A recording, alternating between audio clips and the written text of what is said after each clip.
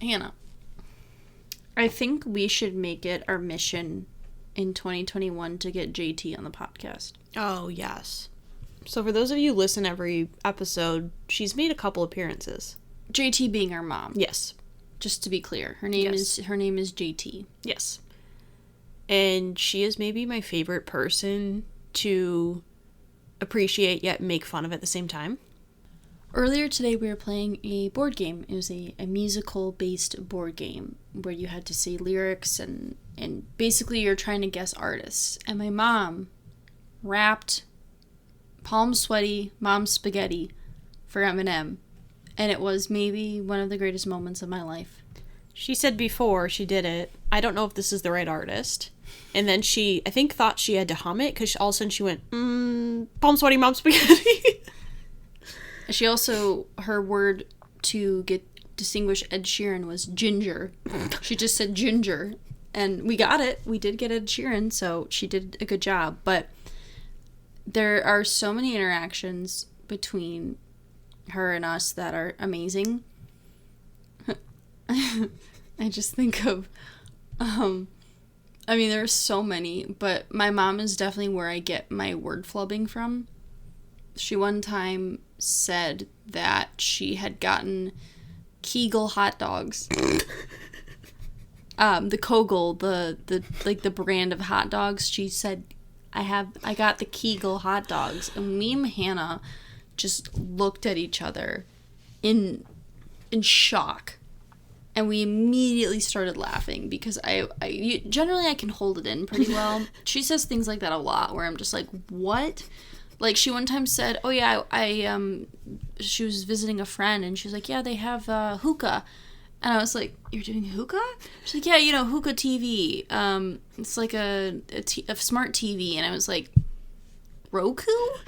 And she's like, yeah, Roku. And I'm like, okay, because I'm like, Mom, hookah is smoking. Like, I don't think you're doing hookah up north. Maybe you are. Good for you if you are. But I'm like, that's not what you're talking about. But yeah, I would love to have her on a podcast. My thought process is our mom loves Christmas. Like, she loves Christmas more than the average person should like Christmas. So I think maybe we can get her on that. Can we, lure her into it somehow so she doesn't even know she's on a podcast? Maybe. Because she's certainly come in and just started talking and ended up on our podcast. Yeah. Although she did be like, she's like, are you recording? Is it live? She doesn't understand what a podcast is. No, she thinks it's like a radio show where we have a live recording and it goes out to people. Like we're essentially broadcasting live. Yeah, I don't think she understands that we edit it and post the episodes to streaming platforms. She doesn't have Spotify, she doesn't use Pandora, she doesn't use iHeartRadio or Google. She doesn't do podcasts, so I don't really think she knows how it works. I think it's a blessing though, because God forbid she ever listens to some of these episodes. If she heard some of our episodes, I think she would have a heart attack and die. Probably. Yeah, she would not be happy. But yeah, she's definitely I literally probably text Alyssa about her once every couple weeks, just about something she said or done. Yeah, I sent you one recently. Oh, I texted you on last Saturday. I said, Mom just said Russian roulette instead of roulette. And I was dying. Yes. And I had to hold it in, and I just had to text you about it. Yeah. So that's where I get it from. But I think if maybe we lure her in with some, Christmas-themed things, she might join us. Maybe we just bring her on for, a 10-minute segment. Yeah, just a little segment. She can just gush about Christmas. Yeah. Talk about her Christmas decor or love of ornaments or baking. I don't know. Or superb gift wrapping abilities. Gift wrapping. Maybe we can just, have her talk about things and not tell her it's being recorded. I think Michigan's a one-party recording state. You think? She'll never know. She can't find it. They're gonna know. They'll never know. She'll never know. She'll never know.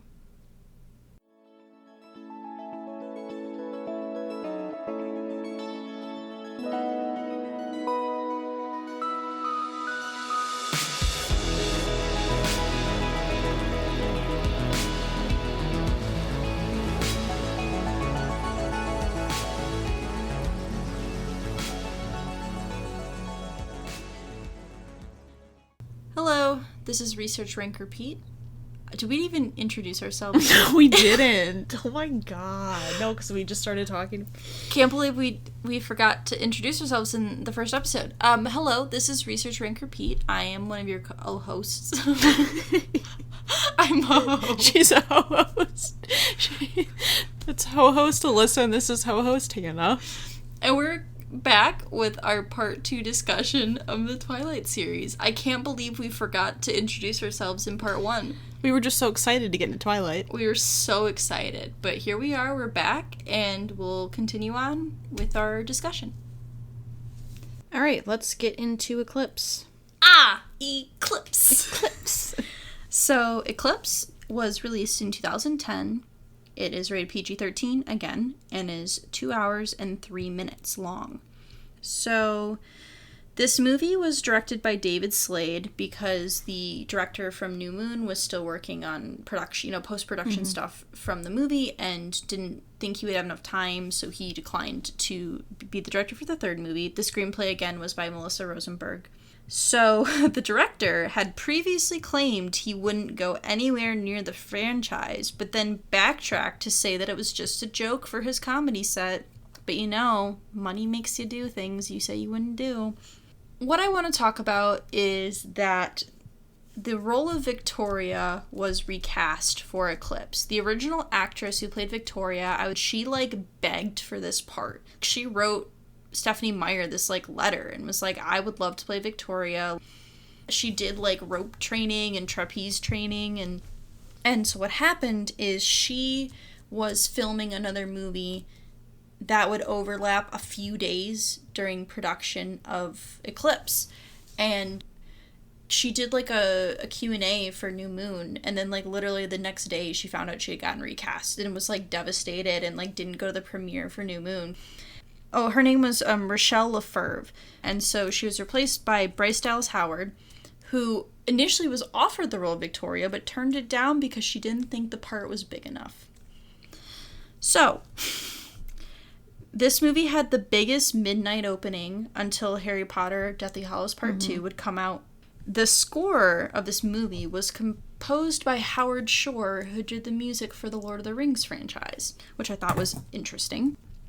Nordstrom sold a fashion collection inspired by Alice and Bella's fashion. Alice, I get. Bella, Yeah. Yeah. So, and Burger King also had a campaign running about if you were Team Edward or Team Jacob. I vaguely remember this. It grossed $693 million worldwide. It was the second highest grossing movie in the franchise. It had a Rotten Tomatoes score of 48%, Metacritic score of 50 out of 100, and it had mixed reviews.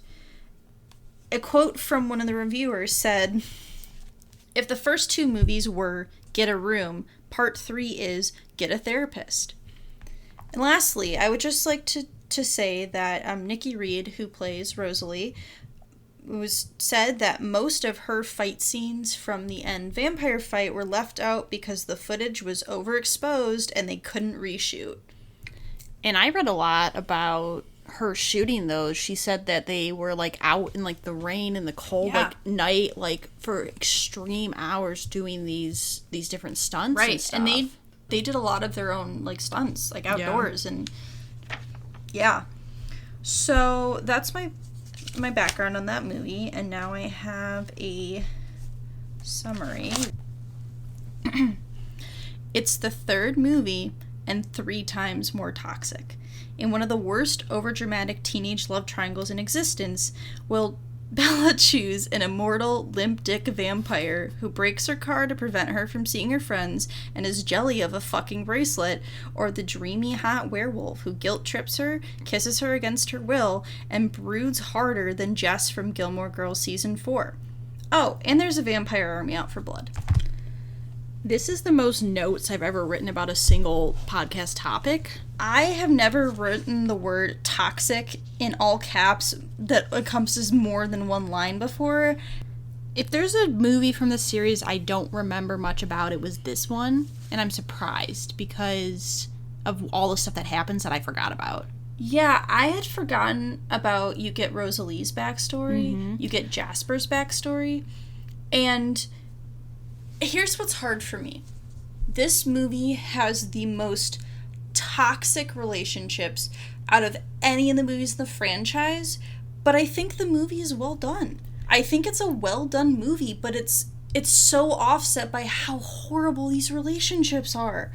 I was losing my mind watching this movie. I was on my couch drinking wine, watching this, and a couple of times I had to, like, stop and, like, tell my roommate, and I'm like, here's what's happening. Like, it's ridiculous.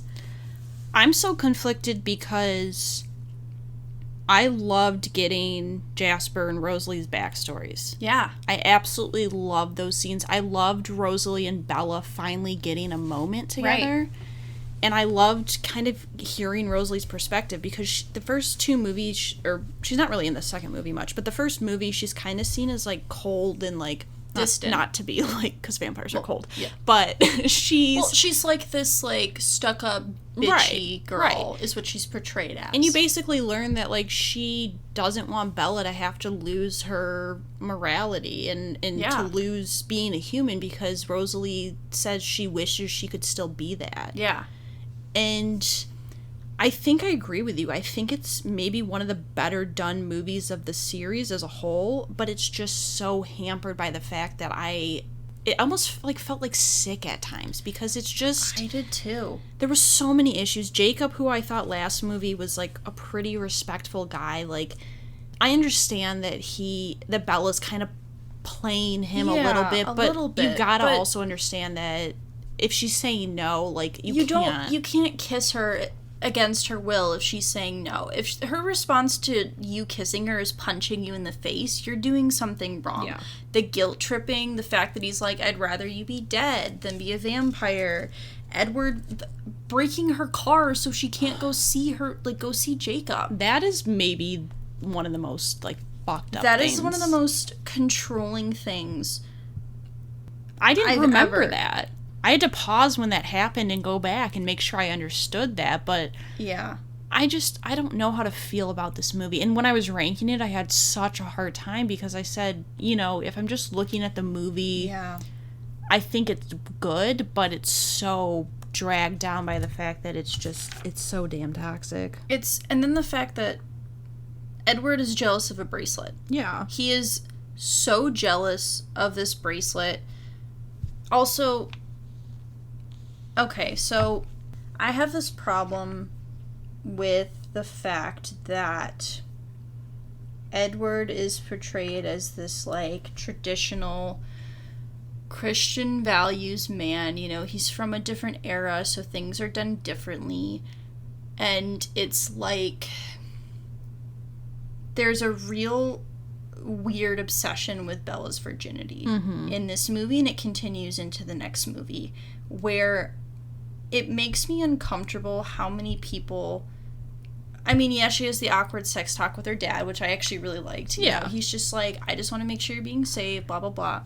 But I don't like this idea that it's, like, makes Bella seem in the wrong, and, like, Edward's the moral high ground here, and, like, well, we have to be married first. Like, if you want me to take away your humanity, aka have sex with you, I need to be married to you first.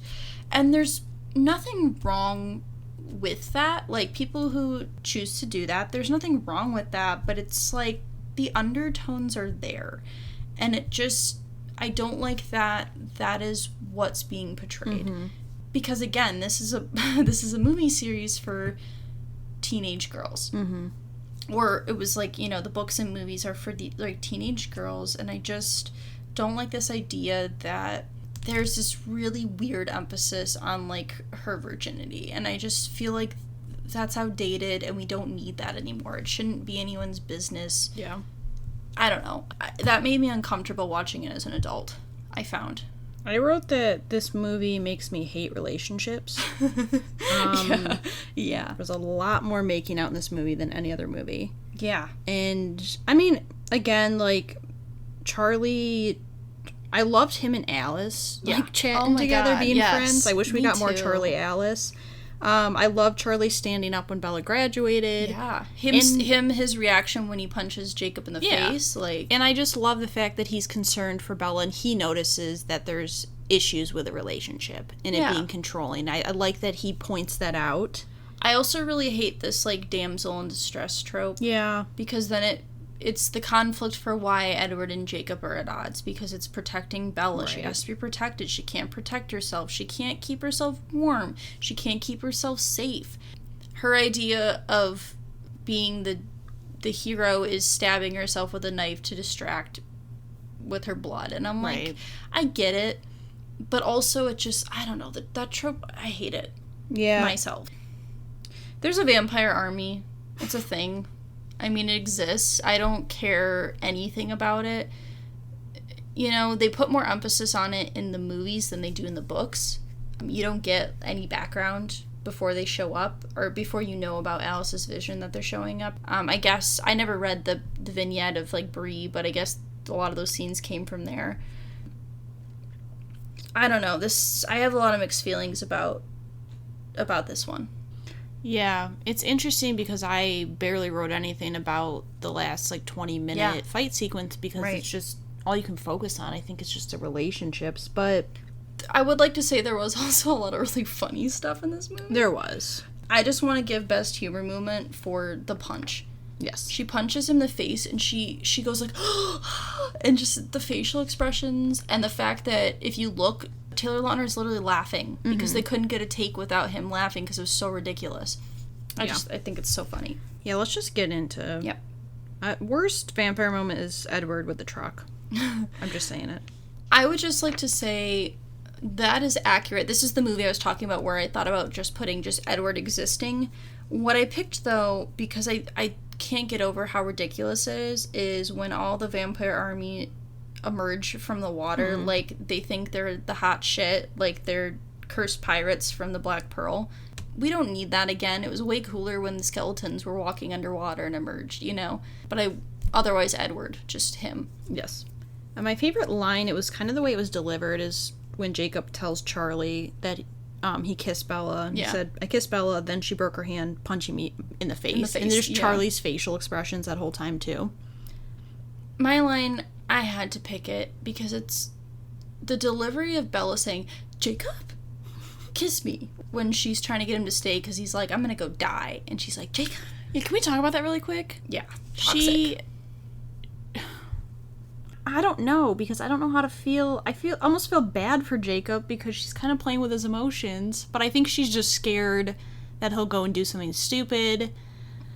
But yeah, I didn't remember that she kissed him. I remember that. I remember that because it was like he essentially guilt trips her into kissing him. You know? I know, so I don't know why. She'll do it because she wants him to live. Yeah.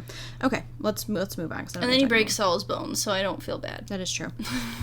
So honestly, I did not think the CGI was as bad in this movie. I didn't think so either. I noticed there was one scene that looked like green screen, pretty bad, and then when Edward bit Victoria's head off, it was a bit, you know, but I think it was improved. Yeah. It gets worse, but... Yes, it gets worse. I think out of all the movies that maybe had the best CGI overall. I think so, too. The one I picked was when the Cullen family is, like, running after Victoria. Just some of the running. Not necessarily the CGI, but just, like, some of the... I sent you that one meme of, like, the people's, like, run, like, how they run, and just, like, just being, like... Yeah. So, it's just, like, their running looked silly. Because, you know, they're, like, on treadmills running in the forest while it's being pulled. Yeah, so it's just, like, it just looks silly to me. And then my favorite song, it was during the training scene when they were training on how to fight newborns. It's With You in My Head by Uncle. That was my runner-up. The one I picked is Let's Get Lost, which is the song that plays when Bella goes to get in her truck to go see Jacob, and Edward dismantles her truck so she can't go. But leading up to that scene, there's this, like, kind of montage where she's reading a letter he wrote her, and she's, like, going to her truck, and I just really liked that dramatic bit going into it. Yeah. Yeah, but that was Eclipse. Yeah. Oh, okay. Okay, let's move on. Let's move on. So now we get into part 1 of Breaking Dawn. Yeah, because Breaking Dawn got the Harry Potter treatment and what would continue into Hunger Games, where every last book just needs 2 full-length movies. And just like Harry Potter, the first movie is more boring than the second movie. But anyways, Hannah, get into it. Okay. Breaking Dawn Part 1. It came out in 2011, rated PG-13, had a runtime of 2 hours, 4 minutes, a 4.9 out of 10 on IMDb, 25% on Rotten Tomatoes. And it box office was $712 million. Don't have any specific background about the movie. Okay. Besides that. Okay. I'm just going to leave it at that. All right. I do have a summary, though. All right. Okay. Oh, boy. The wedding bells are ringing as newlyweds Edward and Bella embark to a remote island for their honeymoon. Things take a tumble when Bella becomes pregnant with a vampire baby. I don't think Oh, okay. It wasn't this funny when I wrote it. Okay. I can't. Think about dead dogs. Backs will be broken in this film full of sex, inappropriate relationships, and the worst case of CGI I've witnessed in my life. Oh boy. Oh, man. Backs will be broken in she more literally, ways than one. She literally breaks her back. Yeah. This movie's boring. It is so boring. So boring. When they said they were going to be making this movie 2 parts, I had a hard time believing it. Now, I completely understand why this had to happen, because there is no way they would have made a coherent movie with 1 part. Mm-hmm. It either had to have to be, either you do 1 really long movie or you do 2 movies. But the problem is that all of the action, or at least the plot, comes in the second movie. So what you're left with is a wedding, a honeymoon, a vampire baby, and it's a lot of sitting and talking and sex, and that's it. That's the movie. I would just like to make a comment that Edward is apparently Dexter, which I forgot about, that he's a monster, and basically he's like Dexter, where he kills the killers. He was a serial killer. Exactly. Now, Cedric Diggory died so that Edward could jump into that Scrooge McDuck money pile, so that Batman could fly, maybe, eventually. Because who knows when that movie's coming out. Where are the drugs? Where's Rachel? Where is she? I mean... I'm a vampire. Okay, I'm done now. I'm done.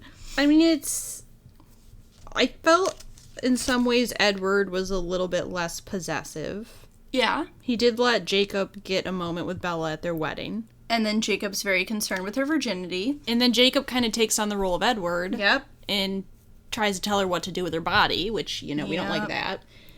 I would just like to talk about the fact that this wedding is peak cottagecore vibes. Cottagecore has become a thing this past year. It's really in right now in both clothing and aesthetics, and this wedding is like, that is that aesthetic. I also love the back of her wedding dress. Oh, the back is very beautiful. It's great. Yeah, it's a very pretty dress. I thought the soundtrack for the wedding was very well done.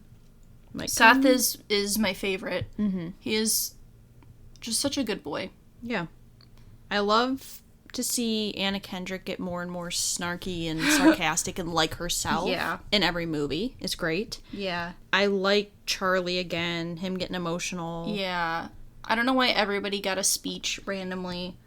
The wedding waves, we had talked about that. There's the part where they're leaving the wedding and everybody's just like waving really weird. Like the extras didn't know how to move their hands. Yeah. To be truthful, I didn't write a lot just because I think not a lot happened. Yeah, it's a lot of sex. I wrote a comment saying me trying to find a guy who can smash a headboard while having sex with me. That's my life goals. That's your goal in life. That's my goal in life. Great awkward sex talk. There's a lingerie montage where she's trying to seduce him because he refuses to have sex with her because he's gonna hurt her. And then we get to this really interesting part where Bella becomes pregnant and Edward is like, we need to get this parasite out of you. And Bella's like, no, I want this baby. And you get this connection between her and Rosalie where she's like, I know Rosalie will be on my side with this. And truthfully, Rosalie's partly in it, I'm sure, for selfish reasons. Of course. Because she can't have kids. Of course. But I have this weird problem where you can interpret this situation as one of two ways. The first way is that you can interpret it is that Bella, the saying, essentially, my body, my choice. Mm-hmm. Like, this is my body. I can choose what I want to do with it. I want this baby. That's my decision. But the other way you can interpret it is that this viewpoint is like, I don't know if it's pushing an anti-abortion agenda. And I'm not saying that that's like the intention. I'm conflicted on if I should be reading into this too much. Right. And again, because it goes back to the whole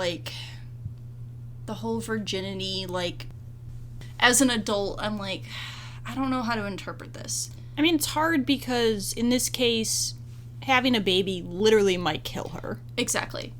So that's part of it. I mean, I appreciate, because really, out of everyone who voices their opinion, yeah, Rosalie is really the only one who's actually, like, supporting Bella's choice. Yes. Even Alice, who her and Bella are pretty close throughout the series, she says something about it. Edward tries to get Jacob to talk her out of it, which, like, Yeah, that's not going to work. Yeah, I don't know. Maybe we are reading too much into it. I think we may be giving them too much credit. I know Stephanie Meyer had tweeted some things about, like, teenage girls' sexuality. Right. And, so I don't know if that was an intentional undertone. I mean, are you cool with moving on to something else? Yeah. Okay. Mm-hmm. I would just like to mention the whole imprinting. So for those of you who aren't familiar, in the werewolf, tradition, and and kind of their whole background is this idea of imprinting. Yes. So essentially, is it male and female werewolves? Because Leah, can she imprint? I think so.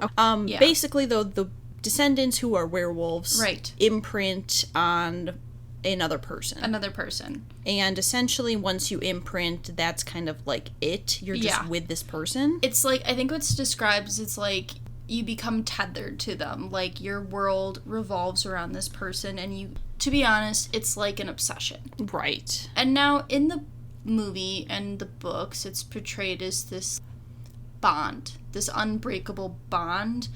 But I can't help but feel that there are some real issues with the fact that a grown man, I think he's supposed to be 17, imprints on a baby. A literal baby. A newborn, just born baby. And I don't know what she was thinking. Because there is no way I can look at this and be okay with that. Even if it's not a sexual component, I just don't like the idea that to make him relevant to this story, they had to do that so they could break this, like, love triangle bullshit thing. Is that why you think they have Renesmee age so quickly? Yeah. And then I think that's part of it. Once she reaches a certain age, she essentially is like an adult. Yeah. And I think so. I mean, it's messed up. Yeah. It's not right. And also, like, does the person who they imprint on, do they have a say? No. It's essentially like they're being in, like, a forced marriage. I know what they're trying to portray not as that, but yeah, because that's, like, a plot point is Leah, she's the only female werewolf in this pack. She and Sam, who was the leader, were a couple, but he imprinted on this other woman, and so she has this talk with Jacob where she's like, I don't want to be near him because the wolves also share thoughts, so she's like, it is unbearable having to feel what he feels for her. and knowing that's not me. And she was like, I'd rather have some form of happiness than be miserable over someone that I can't have. I just don't understand how this got allowed in the movie. Like, I know it was part of the books, but oh my god. So, like, I know it wasn't really talked about. There's, like, a scene where they're on the beach, but one of the guys, like, imprinted on, like, a 3 or 4-year-old. Yeah. And it was, like, a talk about... I mean, they, like, made it clear that it was, like, he's, like, her big brother. Yeah, but it's not. But it's the problem is that, sure, he's her big brother now, but it's, like, when she's of age... it will become romantic, and that disturbs me because that's like a real grooming thing, right? Where people have formed these bonds with young children and then groom them so then when they become of age they can have a relationship with them. And I don't know, it's really hard for me to not be repulsed by that. Yeah, for sure. I completely forgot in this book, in the book, there is a whole segment that is just from Jacob's perspective. And we get that in the movie, but it's not as apparent because it's a movie you can show, like, Bella's perspective and you can show Edward's perspective. It's not just from Jacob's point of view.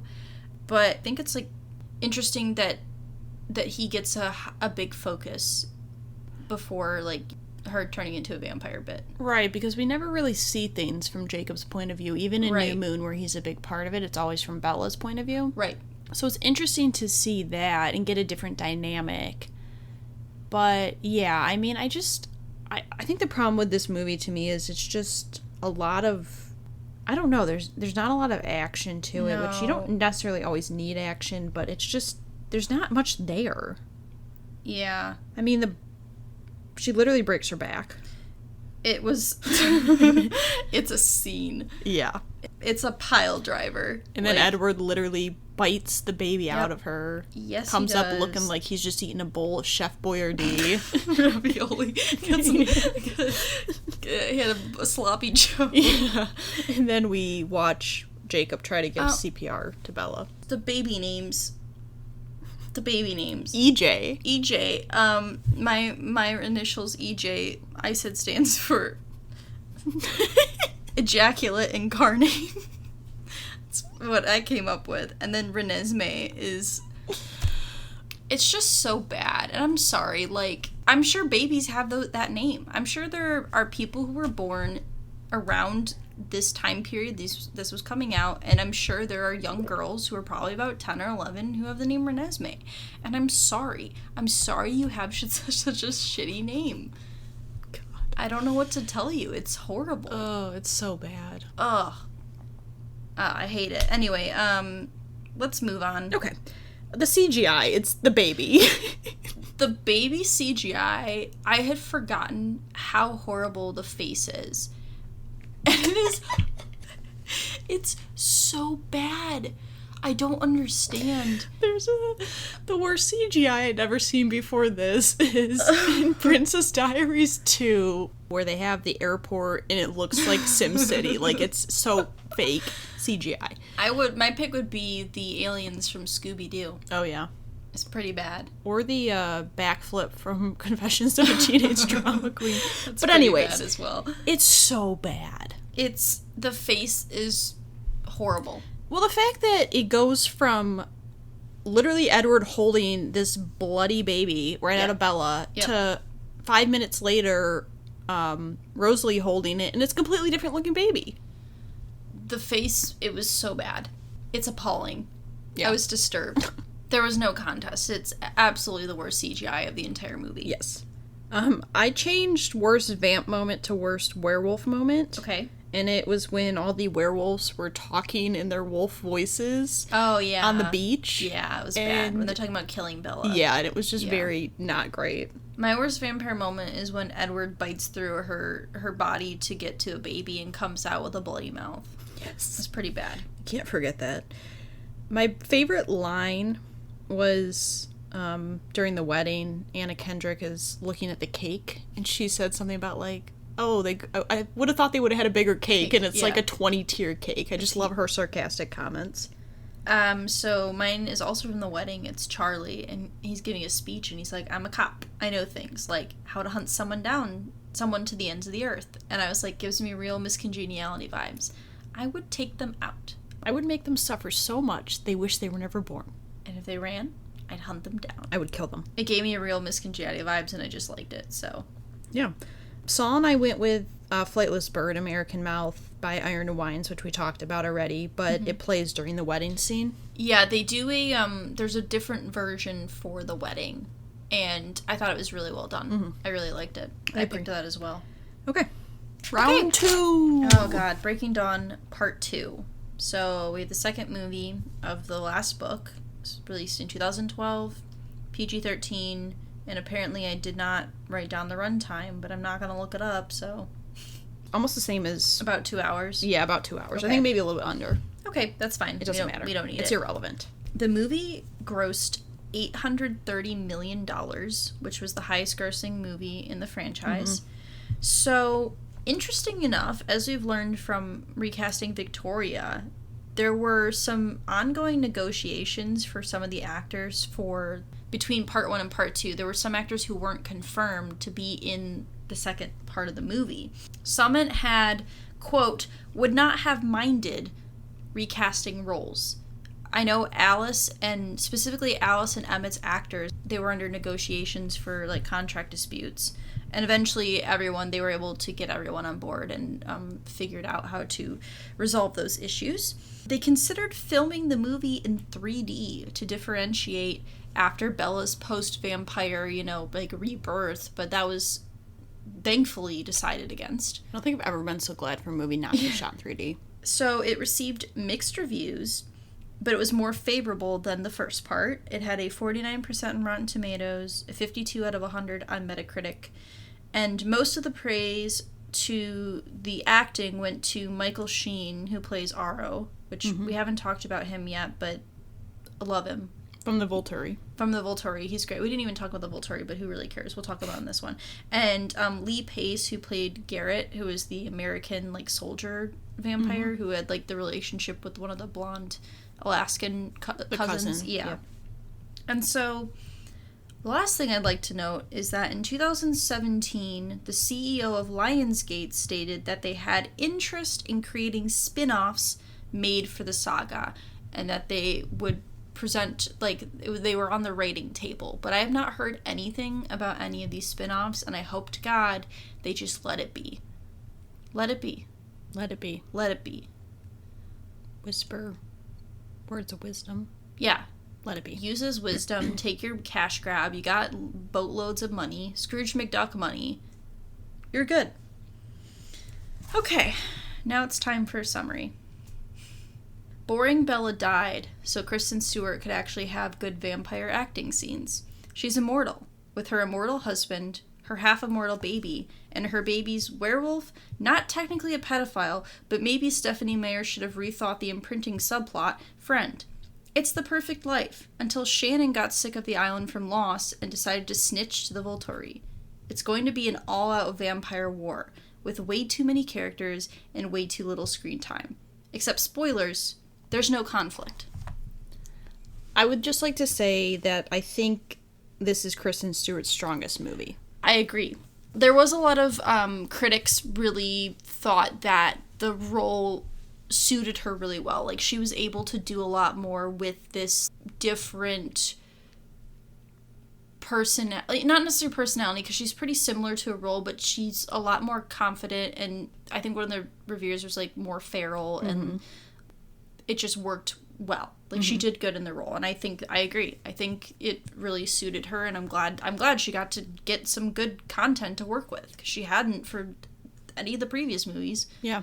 And I also think I actually liked Edward this movie. Yeah. I think he was his least toxic. Yep. But I can't just push aside everything he's done in this relationship, but I think he was probably at his best. Yeah. In this movie. Also, McGinty is his name. Like a swampy bug. It's time to play a game with your favorite island frog.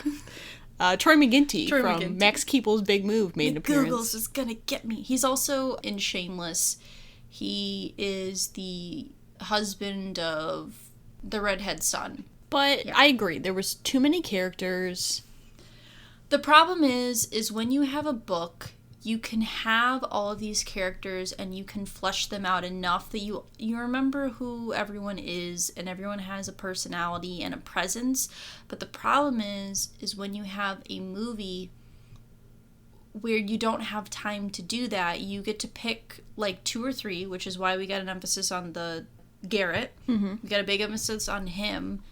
Rami Malek's character kind of got a bigger emphasis as well. He did in the books too. He had a bigger presence. But then you just get all these other people who are just kind of there. And then you don't really feel invested because you don't know who they are. I didn't even like remember their names. And it's just a really bloated cast. Mm-hmm. Can we talk about the fact that they yeeted a toddler into a fire? I forgot about that. Oh, the fact that Dakota Fanning just yeets a baby into a fire. We were dying. It was so funny. It was so funny. I would just like to kind of summarize, because we've been talking about Charlie this entire time. And, like, this story, I know it's Jacob and Edward and Bella. Yeah. It's about them. But Charlie, like, it revolves around him. Yeah. The whole reason that they don't leave town and that they don't pretend Bella died is because of Charlie. Yeah. Essentially. Right. And so, I don't know, I just love how he's not always a huge presence in every movie, but he always makes an impact. Yeah. As much as he probably hates Edward at times, yeah, he's trying to be supportive. Yeah. But yeah, I love Charlie.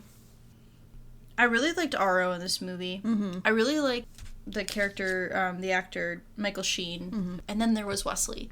He's just, like, a really good role, but his over-the-top portrayal of this old, decrepit, ancient Italian vampire is done so well. In any other movie, I feel like it would have come across as extremely, like, unbelievable and, like, way too dramatic, but the Volturi are these, like, dramatic old vampires.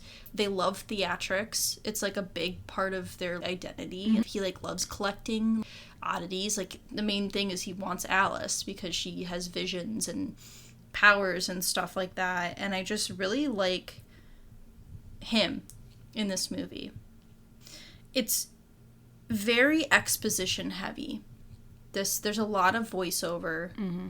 There's a lot of quick montages to cover time frames. And all right, I think it's time we cover the ending.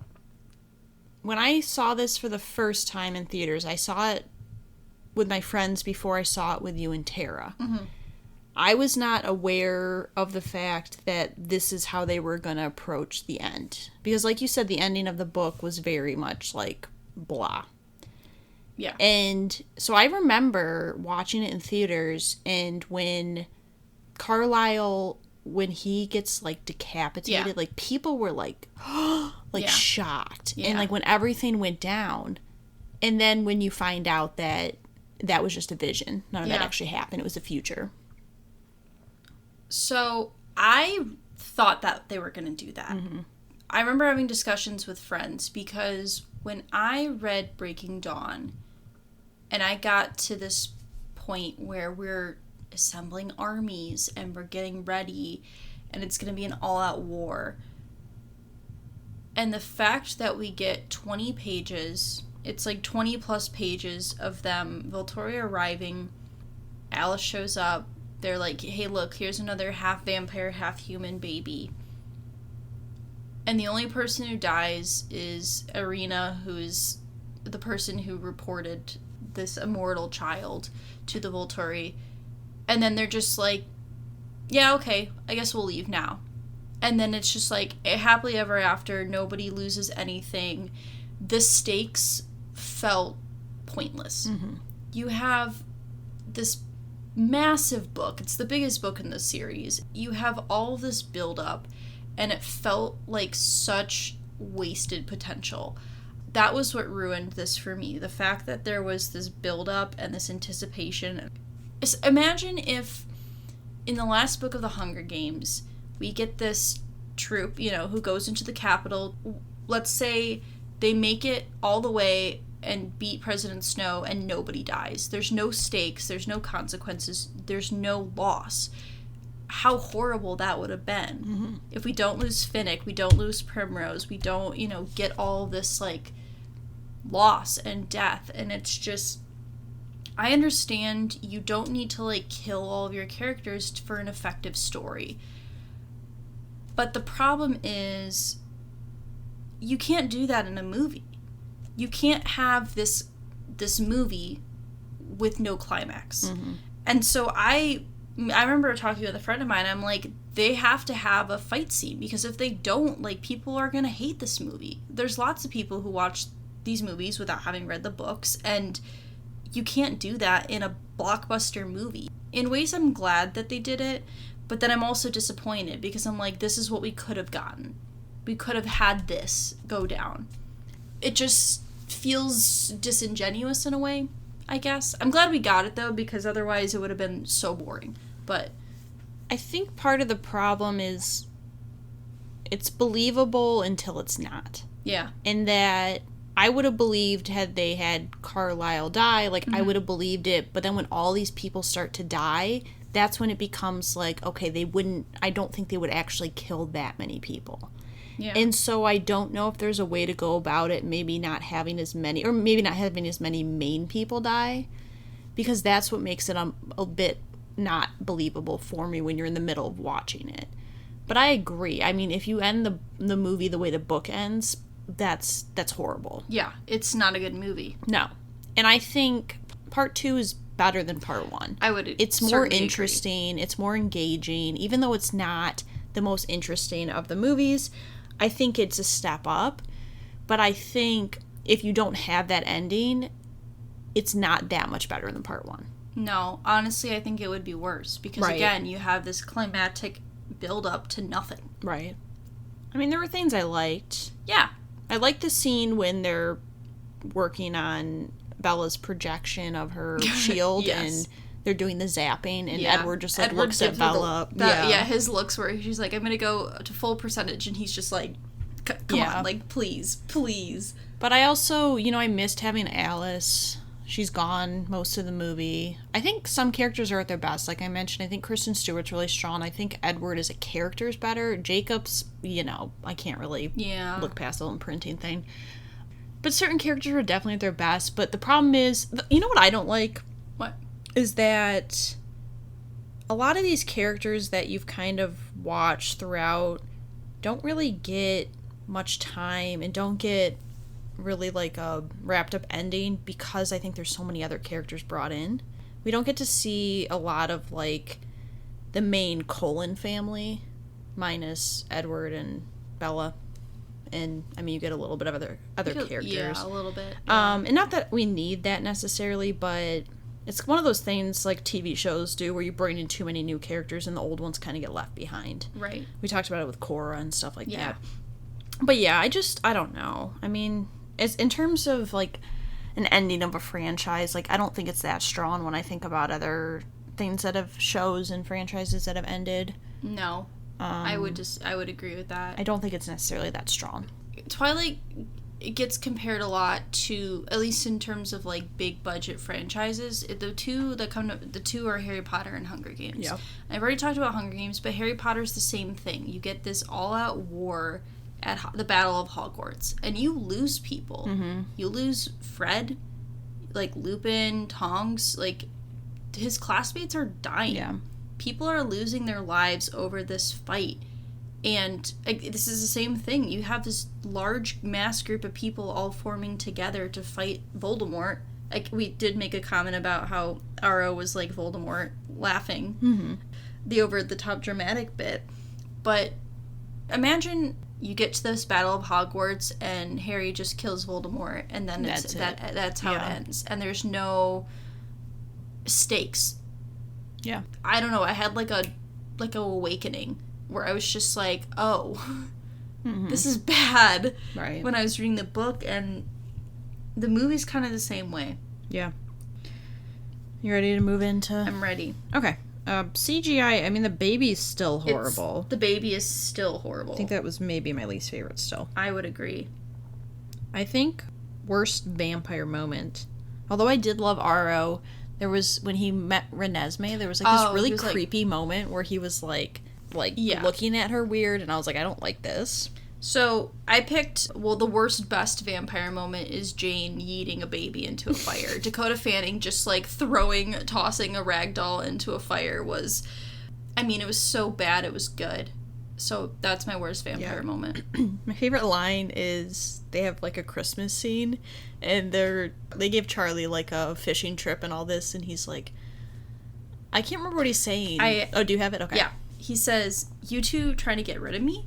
'Cause it's working." And it's just his laugh and his facial expression. And I love that Charlie, he moved in on Harry Clearwater's woman. Sue, yeah. But I love that Charlie gets like his happy ending. Yeah. I do too. I really liked that line too. That was your line, right? It was delivered really well, yeah. Favorite song, it's a piano piece that Edward plays with Renesmee. It's called Bella's Lullaby by John Story. Nice. I just really liked the moment and like the peacefulness of it. So I don't think the scene is that great. I really hate montages, but I just really love the song 1,000 Years. Mm-hmm. And it plays at the very end where there's this montage where Bella's like, let me remove my shield so you can read my mind. And it's just like a montage of all 4 movies. And while I hate it, I just really like the song. So I just felt compelled to pick it. Yeah, I really didn't need to see a montage of their whole relationship again. Considering we had gotten a montage the movie before, and maybe in this movie as well earlier. I don't remember. Anyway, yes, so those are my things. Yeah, and that's the franchise. But oh wait, we have a 6th movie. Bow, bow, bow, bow, bow. What a twist, Anna. We're like M. Night Shyamalan up in here, but instead of it being Avatar: The Last Airbender, we're at Sixth Sense levels here. We're adding a 6th movie.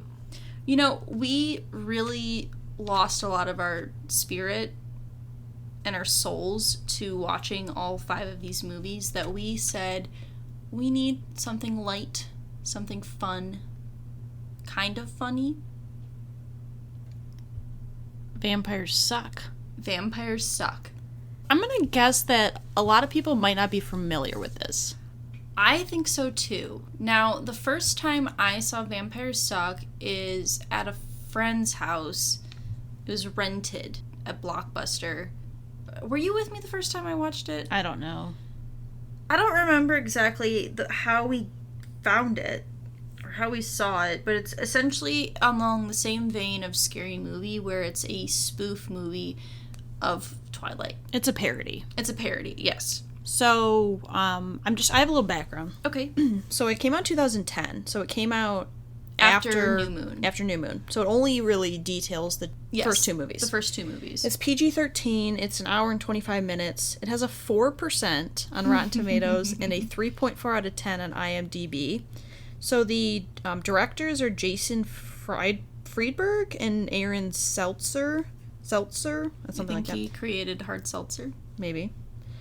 Them together have done Epic Movie, Meet the Spartans, and Disaster Movie. Oh, all terrible. So they're known for spoof movies. Yeah, they're all terrible spoof movies, too. It grossed $80 million worldwide, had pretty much negative reviews, except for, I think her name was Jen Proves. Mm-hmm. She played Bella. Okay. She earned a lot of praise for her accurate portrayal of Bella's character. Yeah. Yes. It's really well done. The mannerisms, especially. Yes. So I have a little description. Okay. Since many people may not have seen this. Yes. In this parody of the Twilight films, the material to work with is never ending. Spectacular casting and spot-on mannerisms are just a start. With the never-ending 2000s pop culture references and iconic lines, you will spend an hour and 30 minutes wondering how this film has better CGI than all the Twilight films combined.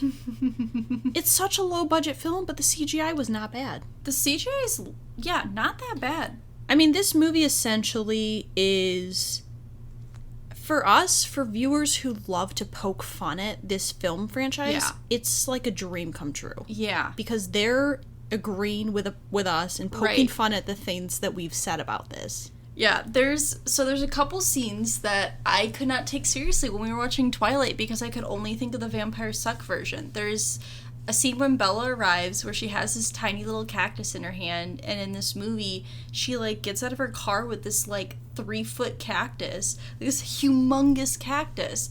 And then there's a little scene in Twilight where Billy and Charlie get in a little, they do a little tussle thing, and in this movie they just beat the shit out of each other. And Billy's, like, kicking him from the wheelchair. And I can totally agree that this is a terrible movie, but some of it's so funny. Ken Jeong plays the character of Aro, or who's supposed to be Aro. Yes. And he has some of the best lines that me and Alyssa, we reference to this day. We do. He's exposing himself. What? Bite. The hell? And if you listened to last week's episode, we actually, one of our movie quotes you picked was Vampire Suck. Look at it. Look at it. I agree. This movie's horrible, but I think it does such a good job of actually, like, accurately portraying certain mannerisms of characters. There are certain scenes where they don't change anything. They have the same looks, the same mannerisms, the same setup, and the fact that it's comedic says a lot about the original movies. And I'll say, like, they really hit you over the head with, like, there's so many 2000s references, and, like, some of the jokes aren't good, and some of it's, like, really cringy. For sure. But I also think we were so looking forward to watching this. We were excited. More than any Twilight movie, this was the one I was most excited for, and this is the most I laughed. Like, for sure. It's so lighthearted, it's a good come down from going through all those movies. It's a good way to just cleanse. Yeah. One of my favorite scenes is where Jacob is in Belle's room, and she's like, "Why did you take off your shirt?" And he's like, "Because I'm contractually obligated to." And then he just sprays himself excessively with, like, Axe body spray, and I'm just like, it's just, like, it's so perfect. Like, so accurate and true. I wrote that the CGI baby was so much better than the CGI baby in Breaking Dawn. There is a CGI baby, and honestly, prefer it. I would agree. The scene with the dad from Wizards of Waverly Place is amazing. Because he's not a fit man. He's probably like a 40 to 50-year-old, like, average dad look. And he's like, mixed martial arts, Taibo, and Yoga Lattes created this. Yeah. And that was just, like, a funny, like, that was probably one of the best done scenes in the movie. And, they call it the toxic relationships. Yeah. I don't know. It's a good laugh. They're talking about Bella, and it's, like, a girl with a not great personality, but every hot guy finds me irresistible trope, which I'm like, yeah, she's so bland in the first movie. They bring up the recasting of Victoria. Yeah. There was a mention of that. They talk about Stephanie Meyer.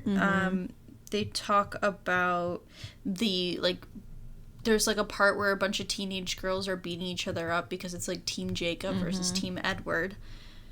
There's excessive amounts of teenage angst, which I'm like, necessary. And it's just, like, the cast is so... the fact that it's, like, Ken Jeong, like, he carries a lot of this movie, and he's only in, like, 2 minutes of 2 or 3 minutes of scenes, Yeah. But, it's not a well-done movie. No. Like, I would not recommend you watch this, like, if you're looking for good quality content, but if you are looking for something just, like, silly and stupid, like, this fits that bill. Yeah. For CGI, I said somehow all the CGI is better than Twilight, so I didn't really even have a scene. The one I picked is, there's a scene, it's the scene when she gets on his back and it's a piggyback ride, and you find out that he's just on a Segway. Yeah. So I just picked that because it made reference to what I thought the worst CGI scene in Twilight was. A line I had to go with, look at that, look at that. Look at that, look at that. Look at that. Look at that. Was that yours? Yeah, that was mine too. Okay. Instead of doing a song, I did my favorite pop culture reference. Oh, okay. Yeah. Which was the Dear John reference. Oh, yeah, and they literally had a picture of Channing Tatum.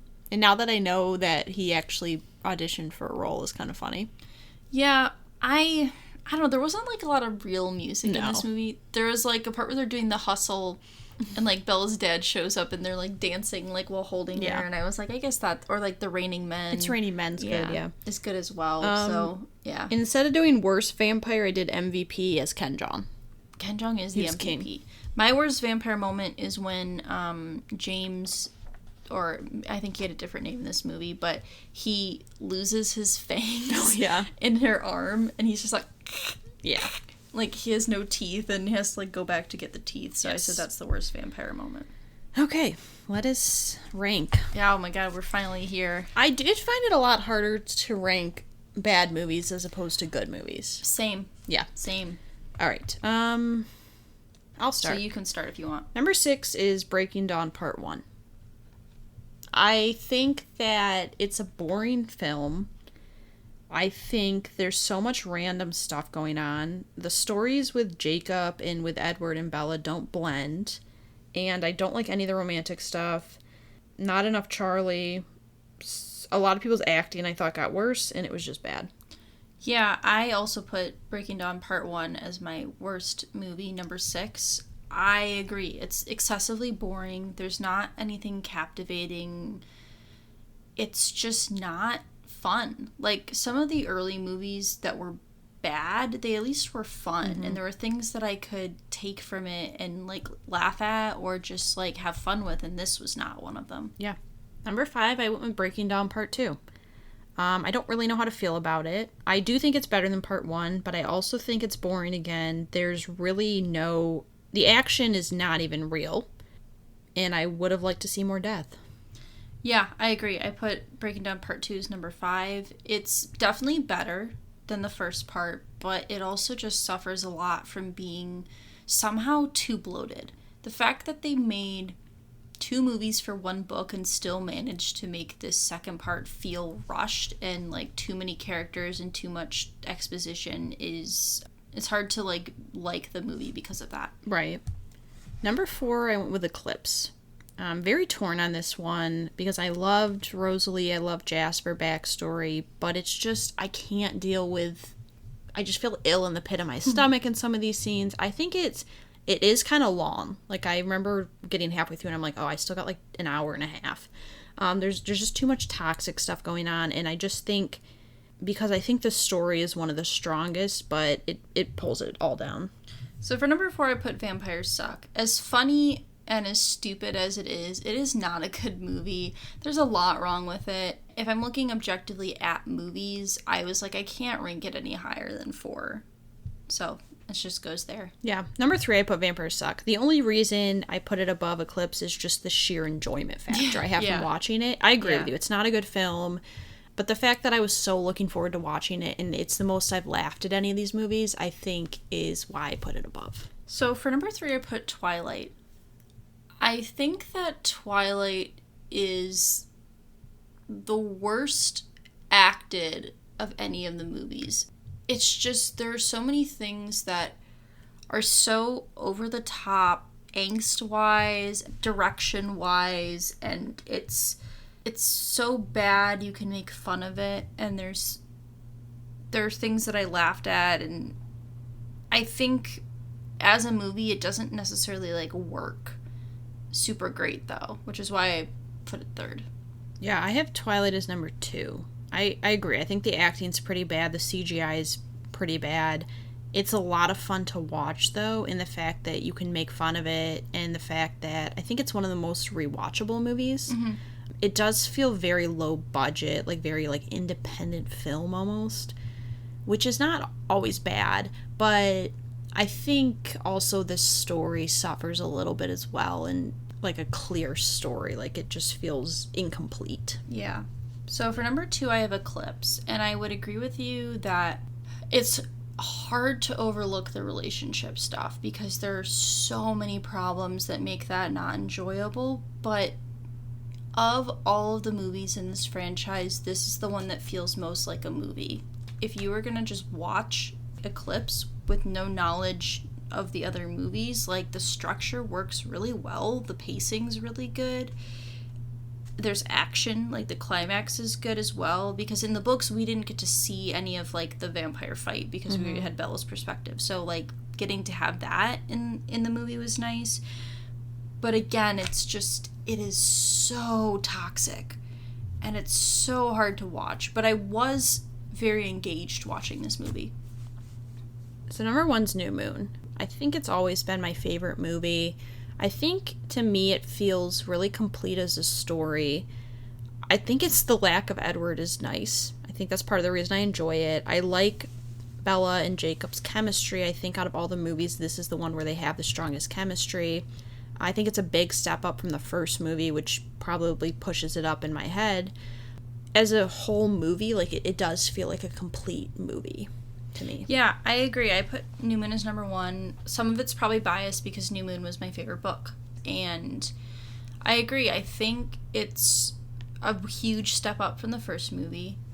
It's enjoyable. You know, there was less things that I was cringing at and was like, all right, like, let's move on. Like, yeah, the Romeo and Juliet, the I'm gonna kill myself if I can't be with you is bleh.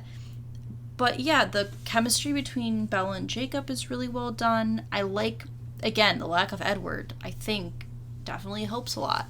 Especially after everything with the first movie with him and their relationship just being a mess. And I think just as a movie, I think it just works, you know? Mm-hmm. I think it works pretty well. Yeah. And that was the most painful... Oh. That was painful. Most painful work we've had to do for a podcast.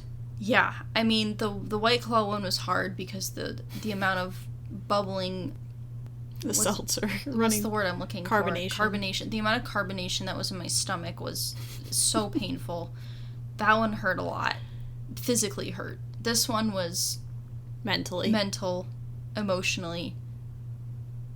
It was just hard. It was hard to get through. And now I can go through my life with never having to watch these movies again. I don't think I will. Because I hadn't watched them since I saw them in theaters, so I probably don't need to see them ever again. No. It's been a time. You know, when we decided to do this, I was like, wow, great idea. And then as it kept going along, I was like, oh no. Oh no. Kept getting worse.